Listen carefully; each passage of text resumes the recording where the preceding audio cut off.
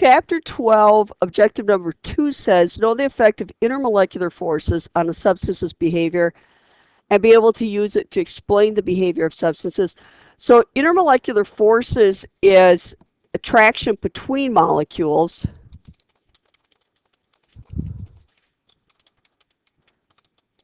It's between like molecules. Well, actually, that's not true. It's between molecules. So attraction is between molecules.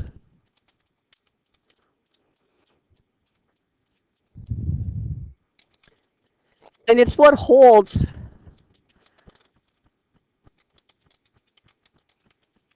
liquids and solids together.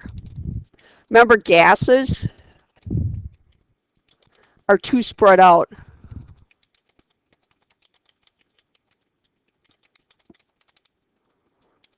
So we assume the intermolecular forces aren't affecting the gases. They're so far apart, you've broken free of that. But liquids and solids, it's what's holding them together. So a stronger force is going to hold things tighter together. So, I mean, if you think about solids, some solids seem more solid. They seem more dense or harder to break up. There's probably more intermolecular force there. So 3 kinds of intermolecular forces. What do your intermolecular forces depend on? What's going to determine which of the 3 kinds you have?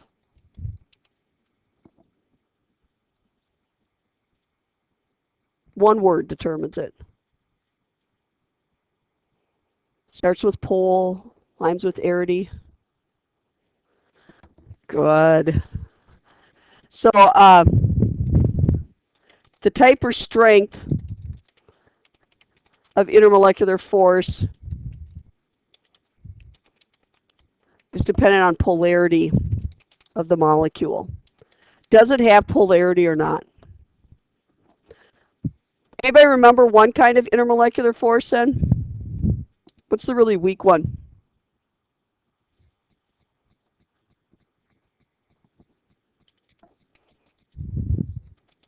It's so weak we call it dispersion. It doesn't even sound like it holds something together because disperse means to spread out.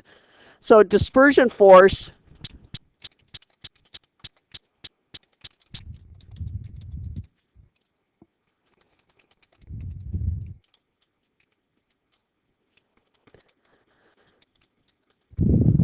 it depends on temporary dipoles.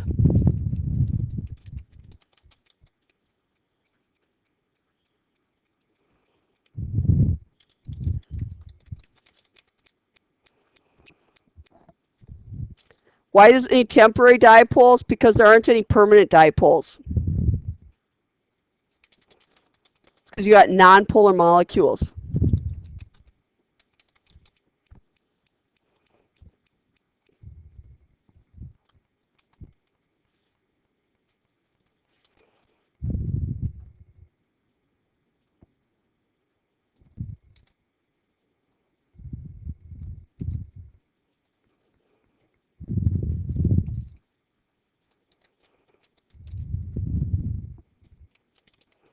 So most substances with dispersion forces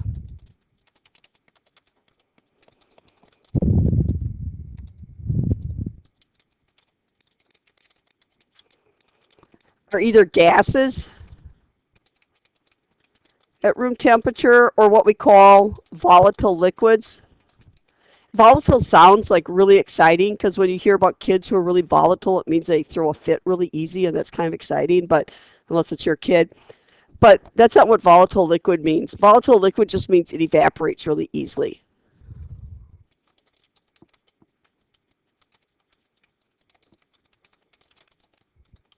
So it evaporates quickly and easily. So like rubbing alcohol, when you rub it on your arm, it doesn't take much for rubbing alcohol to evaporate off your arm.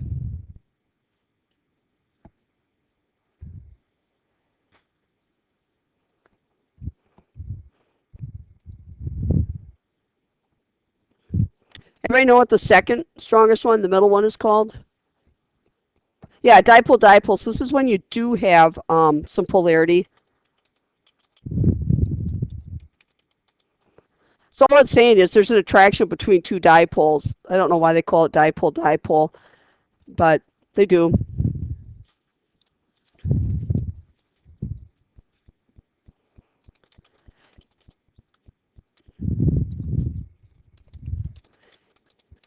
It's stronger than dispersion.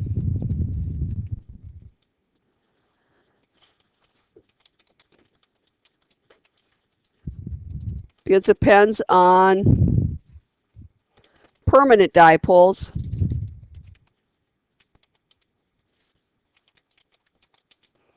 So it creates constant intermolecular force. And it's between polar molecules.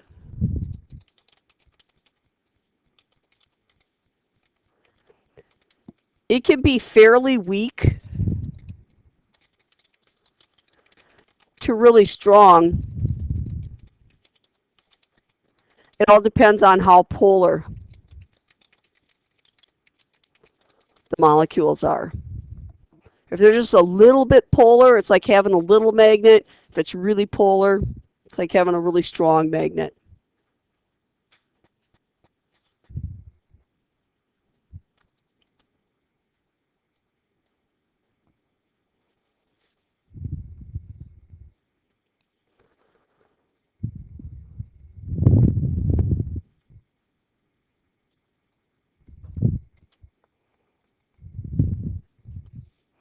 And then the last one, anybody remember the name of that? That's your hydrogen bond. I actually don't like the name of this because it makes it sound like it's a covalent or ionic bond. That's an actual chemical bond, and it's not. This is just a super strong intermolecular force.